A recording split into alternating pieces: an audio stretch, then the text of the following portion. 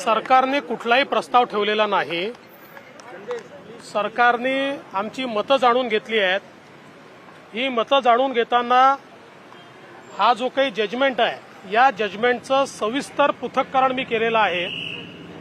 के कृष्णमूर्तीचं judgement आणि त्याच्यावर आधारित असलेलं खानविलकर साहेबांनी नुकतंच दिलेलं जजमेंट, या दोन्ही जजमेंटमध्ये अतिशय स्पष्टपणे सांगितलेलं आहे की पॉलिटिकल बॅकवर्डनेसच्या संदर्भातली इम्पेरिकल इन्क्वायरी करायची आहे। मी हे सांगितलं की याचा जनगणनेशी कुठलाही संबंध नाही आहे। तो पॅराग्राफ मी वाचून दाखवलेला आहे आणि ही जी काही इन्क्वायरी करायची आहे ही ट्रिपल टेस्ट सांगितलेली आहे। त्या टेस्टचा पहिला भाग जो आहे तो कमिशन गठीत करणे, तो आपण पूर्ण केला आहे। त्याचा दुसरा भाग जो आहे तो पॉलिटिकल बॅकवर्डनेसच्या पॅटर्न्समध्ये इन्क्वायरी करणे, हे काम त्या कमिशनला करायचं आहे। आणि त्यातली तिसरी टेस्ट जी आहे ती 50% आहे।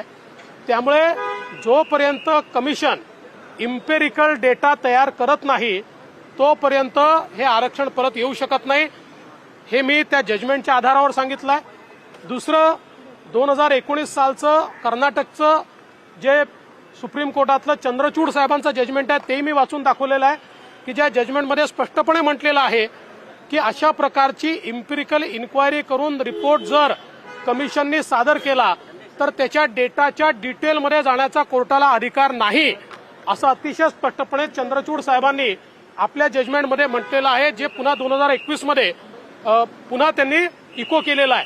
त्यामुळे मी हे सरकारच्या लक्षात आणून दिलं की आता आपण जर ज्या प्रकारे मराठा आरक्षणाच्या वेळी आम्ही 5 कमिट्या त्या ठिकाणी अपॉइंट करून त्या 5 कमिट्यांच्या माध्यमातून इम्पेरिकल डेटा तयार केला आणि आपण जर पॅराग्राफ 288 ते 326 पाहिला तर हा डेटा कुठेही नाकारला नाही त्यांनी। तशाच प्रकारचा डेटा हा पुढच्या 3 महिन्यात 4 महिन्यात आपल्याला तयार केला जाऊ शकतो। त्याच्यावर जी काही कर्नाटकातला डेटा तयार झाला होता तर आपल्या गवई साहेबांनी त्या ठिकाणी सांगितलं, राजेंद्र गवई साहेबांनी, की तो 2 महिन्यात झाला होता आणि तो अफेल्ड केलेला आहे। त्यामुळे अशा प्रकारचा डेटा जर आपण तयार केला तर आपण ओबीसीचं आरक्षण हे निवडणुकांच्या आधी परत करू शकतो आणि त्यामुळे केंद्राचा डेटा आणि सुप्रीम कोर्टातली केस वगैरे या सगळ्या गोष्टी आवश्यकताही त्याची नाही आहे। आपल्याला हा पॉलिटिकल बॅकवर्डनेसचा डेटा तयार करायचा आहे। त्याच्या क्वांटिफिकेशनच्या संदर्भातही सॅम्पलच्या आधारावर क्वांटिफिकेशन करता येतं, त्याला पूर्ण जनगणनेची आवश्यकता नाही आहे। तेही मी निर्णय या ठिकाणी वाचून दाखवले आहेत। इम्पेरिकल डेटा म्हणजे काय हेही मी त्या ठिकाणी जे काही जजमेंट्स आहेत आणि त्याची जी डेफिनेशन आहे ती देखील वाचून दाखवलेली आहे। आता माझी राज्य सरकारला विनंती आहे, या सगळ्या गोष्टी अतिशय स्पष्ट झालेल्या आहेत, याच्या अनुसार आता राज्य सरकारने जर कारवाई केली तर निश्चितपणे ओबीसीचं पॉलिटिकल आरक्षण आपण परत आणू शकतो। आम्ही शेवटची विनंती अशी केलेली आहे की जोपर्यंत हे पॉलिटिकल आरक्षण ओबीसीचं परत मिळत नाही तोपर्यंत स्थानिक स्वराज्य संस्थांच्या निवडणुका घेऊ नका। कारण आपण बघतो सहकाराच्या क्षेत्रात पाहिजे ती निवडणूक आपण घेतोय, नाही पाहिजे तर पुढे ढकलतोय। मग स्थानिक स्वराज्य संस्थांच्या संदर्भातही जोपर्यंत ओबीसीचं पॉलिटिकल आरक्षण परत मिळत नाही तोपर्यंत ही निवडणूक घेण्यात येऊ नये, अन्यथा अपरिमित हानी ओबीसी समाजाची होईल। या सगळ्या याच्यावर माननीय मुख्यमंत्र्यांनी सांगितलंय की पुढच्या शुक्रवारी किंवा आठवड्याभरानंतर अंतिम निर्णय घेण्याकरता आपण बसू। तोपर्यंत या सगळ्या मुद्द्यांवर लॉ अँड ज्युडिशरी जे काही मुद्दे आम्ही मांडले आहेत त्या मुद्द्यांवर अभ्यास करेल। तर आम्हाला ते मान्य आहे, आम्ही पुन्हा बसायला तयार आहोत, वारंवार बसायला तयार आहोत, पण आमचं मत असं आहे की हे आरक्षण परत करणं सहज शक्य आहे, त्या दृष्टीने कारवाई झाली पाहिजे। आणि जवळजवळ विरोधी पक्षातले वेगवेगळे जेवढे पक्ष आले होते या सगळ्यांनी हीच बाब मांडली आहे। परिणाम होतो याचा आणि 16 जिल्ह्यांमध्ये 50%च्या मर्यादेत आरक्षण ठेवायचं आणि ते ओबीसी नाही त्या 50% मध्ये ऍडजस्ट करायचं, असं साधारणतः सरकारचा त्यांचा दावा जो आहे की याच्यामध्ये सरकारला मी हे विचारलं की सरकारजवळ याचा काही पर्याय आहे का, त्याच्यावर सरकारने सांगितलं आमच्याजवळ काही पर्याय नाही। आत्ताच्या परिस्थितीमध्ये 50%च्या आत जर ठेवलं तर 20 जिल्ह्यांमध्ये 35% आरक्षण देतात, 27 ते 35 म्हणजे तिथे वाढवता येतं। आणि 15 जिल्हे असे आहेत की ज्या जिल्ह्यांमध्ये, त्यातले 5 जिल्हे असे आहेत जिथे मोठ्या प्रमाणात इफेक्ट होतो, 10 जिल्हे असे आहेत की जिथे 22 ते 27% आरक्षण मिळेल। म्हणजे मूळ प्रश्न हा 5 जिल्ह्यांचा जटिल आहे तो प्रश्न कसा सोडवायचा याचा विचार सरकारला करावा लागेल. पण त्या संदर्भात आपण 50% अटीच्या संदर्भात सर्वोच्च न्यायालयामध्ये गेलो तर हे जे मूळ जजमेंट आहे जस्टिस बालकृष्णन चीफ जस्टिस यांचं घटनापीठाचं आहे. त्यामुळे अजून 9 जजेसचा बेंच आपल्याला कॉन्स्टिट्यूट करावा लागेल.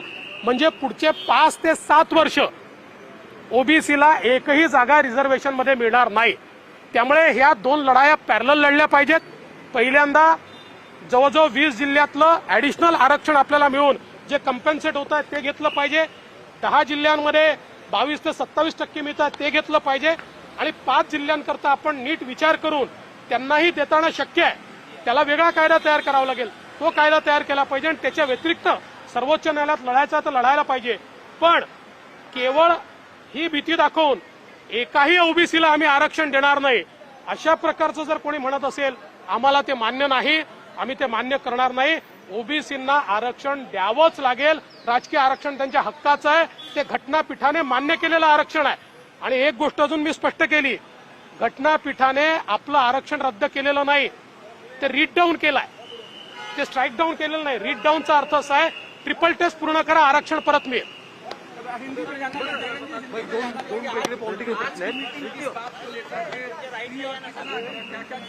देखिए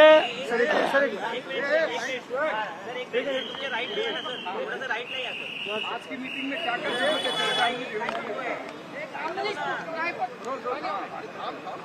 महाराष्ट्र में सुप्रीम कोर्ट के निर्णय से ओबीसी का स्थानिक स्वराज्य संस्था में पूरा का पूरा आरक्षण ये रद्द हो गया है.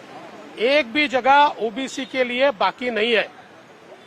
और इसलिए हमने ये मांग की है कि सुप्रीम कोर्ट ने जो ट्रिपल टेस्ट बताई है उसको पूरा करके ओबीसी का आरक्षण वापस करना चाहिए.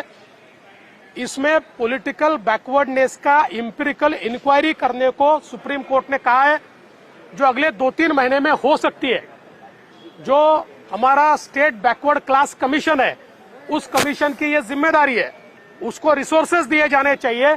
और ये अगर किया जाता है तो कोर्ट ने आरक्षण का जो सेक्शन है उसको स्ट्राइक डाउन नहीं किया, उसको रीड डाउन किया है. ये ट्रिपल टेस्ट पूरे किए बराबर हमारे ओबीसी समाज को पॉलिटिकल आरक्षण महाराष्ट्र में वापस मिल सकता है. और इसलिए हमने मांग की है ये तुरंत किया जाए. दूसरी मांग हमने की है कि जब तक ये नहीं होता तब तक स्थानीय निकाय के चुनाव ये रोक दिए जाए. राज्य सरकार कह रही है कि केंद्र एम्पिरिकल डाटा नहीं दे रहा है जिसके कारण ये दिक्कत हो रही है. मैंने आज सुप्रीम कोर्ट का निर्णय लाइन टू लाइन पढ़ के, केंद्र का डेटा ये सेंसस डेटा है, हमको एम्पिरिकल इंक्वायरी बताई है और वो भी पॉलिटिकल बैकवर्डनेस के पैटर्न में. केंद्र के डेटा में पॉलिटिकल बैकवर्डनेस का पैटर्न नहीं मिलता, इसलिए ये इंक्वायरी करनी चाहिए. और साथ में मैंने जो कर्नाटक की केस है जिसमें केवल 2 महीने में, मात्र 2 महीने में उन्होंने पूरा स्टडी करके कमीशन का रिपोर्ट सादर किया और उस रिपोर्ट को मंजूर भी किया गया. सुप्रीम कोर्ट ने कहा कि कोर्ट इस रिपोर्ट के डिटेल में नहीं जाएगा, हम इसको मानते हैं.